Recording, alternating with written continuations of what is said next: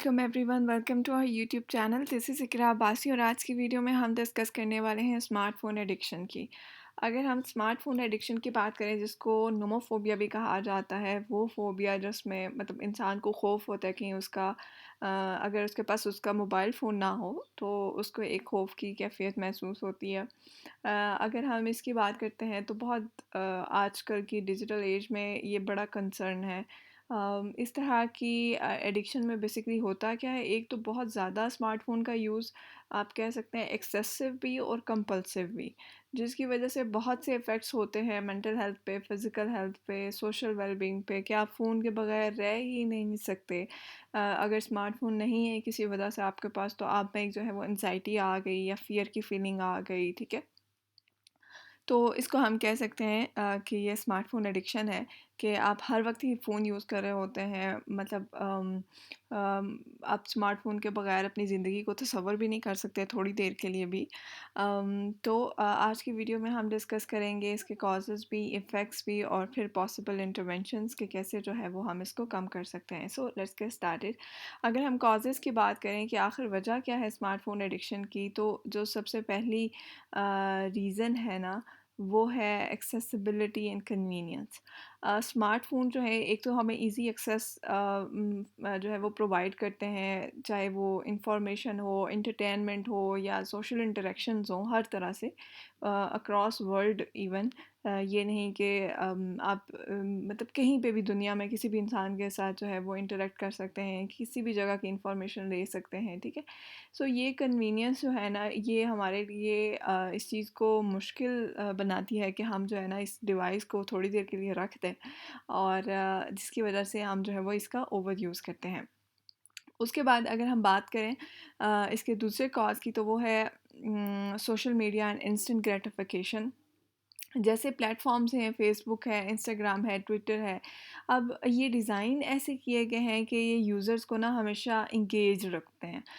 मतलब कॉन्स्टेंटली आपको अपडेट्स मिल रही हैं, लाइक्स मिल रहे हैं, कमेंट्स मिल रहे हैं, तो आप जो है ना वो हर वक़्त ही किसी न किसी तरह से एंगेज रह रहे हैं। तो एकदम से जैसे ही आपने कोई पोस्ट किया, फॉर एग्ज़ाम्पल, आपको फ़ौरन से कमेंट्स आना शुरू हो गए, लाइक्स आना शुरू हो गए। तो ये जो इंस्टेंट ग्रेटिफिकेशन होती है ना आपकी, ये जो है ना आपको रीइंफोर्स करती है कि आप बार-बार जो है वो अपने फ़ोन को देखें कि कहीं कोई कमेंट ना आया हो, कहीं कोई लाइक ना आया हो, कहीं कोई मैसेज ना आया हो, ठीक है? सो ये भी एक रीज़न है। उसके बाद अगर हम दूसरी चीज़ को देखें, तो वो है साइकोलॉजिकल फैक्टर्स। एक तो ये कि जब एक इंसान है, उसको फीलिंग ऑफ लोनलीनेस है या वो बोर हो रहा है, उसमें एंग्जायटी है, तो अब उस इंडिविजुअल जो है उसको ना एक सॉल्यूशन जो है वो स्मार्टफ़ोन दिखता है, ठीक है? और वो जो डिवाइस है वो उसको उसके लिए एक कोपिंग मैकेनिज़्म होता है कि वो ना उसको उन नेगेटिव इमोशन से डिस्ट्रैक्ट कर देता है। तो वो इसलिए भी स्मार्टफ़ोन का यूज़ ज़्यादा करता है, ठीक है? उसको अकेला फ़ील नहीं हो रहा, वो बोर फ़ील नहीं कर रहा, ठीक है? ये एक वजह है। फिर उसके बाद the fear of missing out, FOMO की टर्म हम यूज़ करते हैं। ये बेसिकली लीड करती है कि आप जो है वो कंपल्सिवली चेक कर रहे होते हैं अपने सोशल मीडिया को और मैसेजेस को, कि ताकि आप जो है ना वो अपडेट रहें कि दूसरे लोग क्या कर रहे हैं, ठीक है? तो ये भी एक चीज़ है कि आप जो है वो अपने आप को अपडेट रखना चाहते हैं कि लोग क्या कर रहे हैं या क्या हो रहा है आपके इर्द-गिर्द, तो इसलिए भी आप ज़्यादा यूज़ करते हैं। तो ये तो हैं इसके कॉजेज़। अगर हम बात करें कि इसके इफ़ेक्ट्स क्या हैं, अगर आप स्मार्टफ़ोन एडिक्शन आपको हो गई है, तो इसका क्या-क्या असर पड़ सकता है? तो पहली चीज़ है फ़िज़िकल हेल्थ। अगर प्रोलॉन्ग्ड यूज़ करेंगे ना आप स्मार्टफ़ोन का, तो इसमें आई स्ट्रेन भी होता है, नेक पेन भी होती है, आपका पोस्चर भी जो है वो ख़राब होता है, ठीक है? अब जो ब्लू लाइट होती है, जो कि स्क्रीन से आपको नज़र आती है, ठीक है? ये जो है आपके स्लीप पैटर्न्स को भी डिस्टर्ब करती है। फिर जो आपका ये जो सेडेंटरी बिहेवियर होता है, मतलब बहुत ज़्यादा आप स्मार्टफ़ोन यूज़ करते हैं, एक ही जगह पे बैठे हुए हैं, ज़ाहिर है कोई फ़िज़िकल एक्टिविटी तो है नहीं, तो ये कहीं न कहीं ओबेसिटी को, मोटापे को भी, या और जितने भी हेल्थ प्रॉब्लम्स हैं उनको भी लीड कर सकती है। उसके बाद अगर हम दूसरी चीज़ देखें, मेंटल हेल्थ, तो स्मार्टफ़ोन एडिक्शन जो होती है, इसको लिंक किया जा रहा है एंग्ज़ायटी के साथ भी, डिप्रेशन के साथ भी और स्ट्रेस के साथ भी, ठीक है?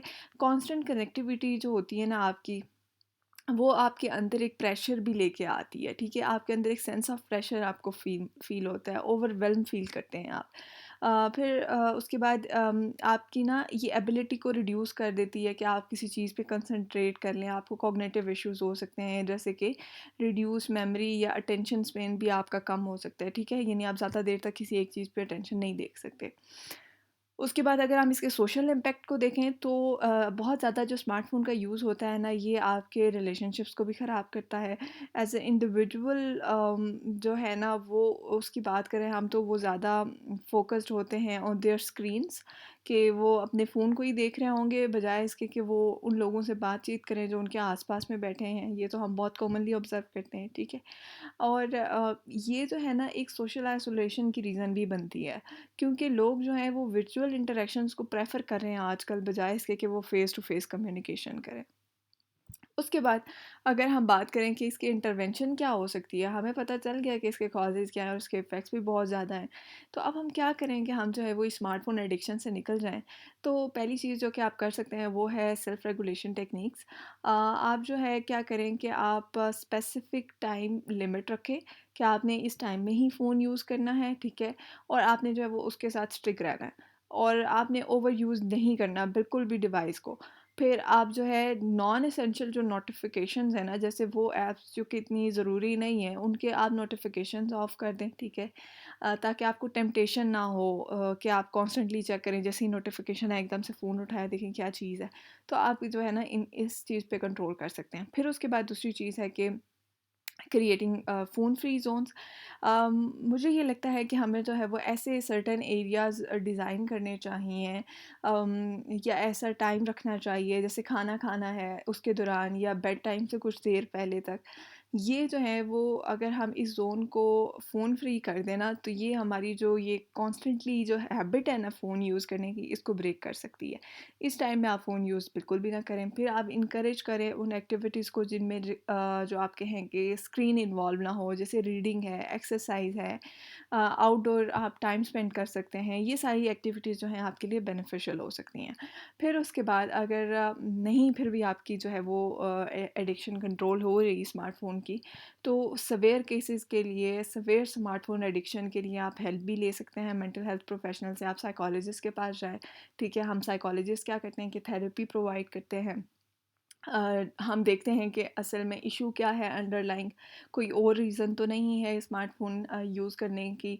अम, फिर हम जो है वो उसके अकॉर्डिंग जो है स्ट्रेटजीज़ प्रोवाइड करते हैं क्लाइंट को कि वो कैसे इस एडिक्शन को मैनेज कर सकता है। फिर सपोर्ट ग्रुप्स होते हैं, वर्कशॉप्स होती हैं, वो भी आप जॉइन कर सकते हैं, जो कि फ़ोकस्ड होती हैं। एक टर्म है डिजिटल डिटॉक्स और माइंडफुल यूज़ ऑफ टेक्नोलॉजी, ठीक है? इस तरह की डिफरेंट वर्कशॉप्स भी होती रहती हैं।